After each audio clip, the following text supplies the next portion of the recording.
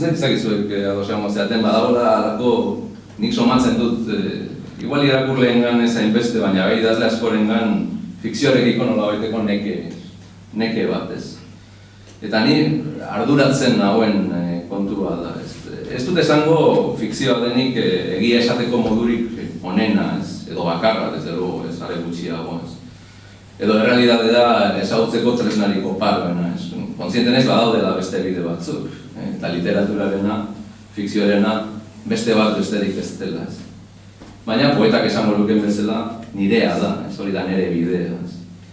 Eta hau diot hori, esate dut pixka bat arduratzen nautelako autobiografia eta fikzioa, saiakera eta novela, kazetaritza eta ustezko literatura, nahazten dituzten liburuen eta batez ere liburu txarren ugaritasunak.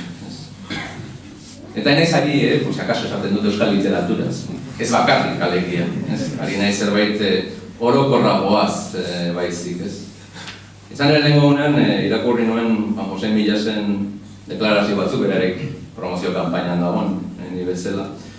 Eta pixka tarderatuta beratu nintzen, Milas bakizu zein den, netzak da idazle bat ipuinlari ona dena, baina adibidez oso erdipurdiko novela gilea iruditzen zaidan, baina empeñatu egiten dena etengabe novelak egiten. Eta bere azkeneko liburua sari zela hauxe esan zuen, ez.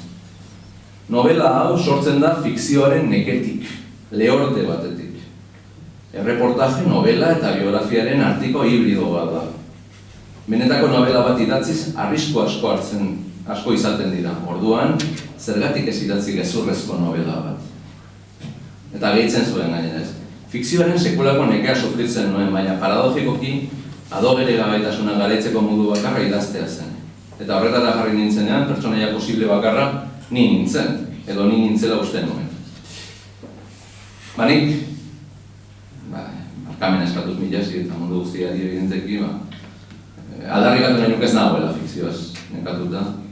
Eta inoiz ez horixe izan nahiko lukela ez. Fikzioen liburu bat, fikzioa aldarrikatzeko, fikzioaren balioa aldarrikatu nahi duken liburua. Naiz eta hori aldarrikapenean gera daiteken, azken finean irakurleek erabaki beharko dute zer benetan hori den edo lortu dudan.